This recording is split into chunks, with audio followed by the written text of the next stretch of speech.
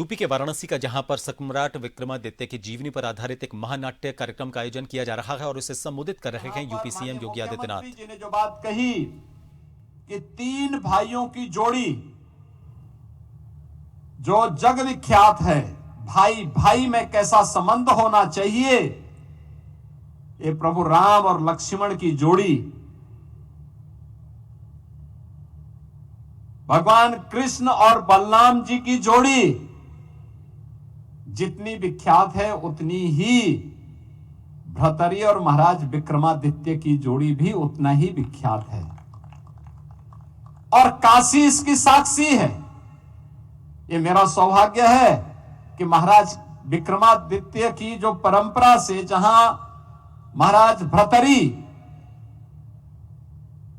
नाथ संप्रदाय में ही दीक्षित हुए थे और उनकी दीक्षा की भूमि उज्जैन तो थी, लेकिन साथ साथ उनकी साधना की भूमि काशी के ठीक उस पार चुनार का किला वो महाराज भर्तरी ने ही महाराज भर्तरी के नाम पर बनाया था। इस महानाट्य रूपांतरण की प्रस्तुति के लिए जब ये मामला सामने आया मध्य प्रदेश सरकार से, तो मैंने सबसे पहला प्रस्ताव तो था कि काशी में हो, काशी में बीएलडब्ल्यू में हो, जिला प्रशासन से भी बातचीत हुई और दूसरा मैंने प्रस्ताव भी रखा था कि अगर यहां पे कोई अन्य कार्यक्रम हो रहे हो, पहले से बुक हो, उन स्थितियों में हम चुनार को भी इसके लिए चयन कर सकते हैं, क्योंकि चुनार तो महाराज भर्तरी की साधना की स्थली है और उस किले के पुनरुद्धार के साथ साथ उसके सुंदरीकरण के एक बड़े कार्यक्रम को लेकर के वर्तमान में राज्य सरकार, उत्तर प्रदेश सरकार कार्य कर रही है। बहनों और भाइयों, ये केवल एक नाट्य महानाट्य का रूपांतरण ही नहीं है, आज की नई पीढ़ी को अपने मूल्यों और आदर्शों से जोड़ने का एक बृहद अभियान का हिस्सा भी है। मैं इसके लिए डॉक्टर मोहन यादव जी को हृदय से अभिनंदन करता हूं, धन्यवाद देता हूं कि बहुत अच्छा कार्य हुआ। याद